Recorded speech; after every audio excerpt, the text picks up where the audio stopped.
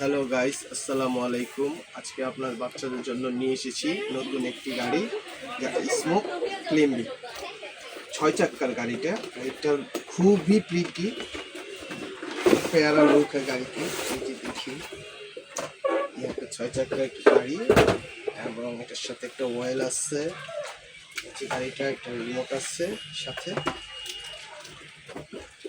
গাড়িটি দেখে গাড়িটির রিমোট, এই যে গাড়িটির অপশন। আমি প্রথমে এটা অন করে দিচ্ছি, এই যে অন করে দিলাম। তারপরে গাড়িটি একটু পানি অয়েল দিয়ে দিলাম। এখন গাড়িটির মুভমেন্ট খুবই বেশি, তো দেখবেন, ঠিক আছে।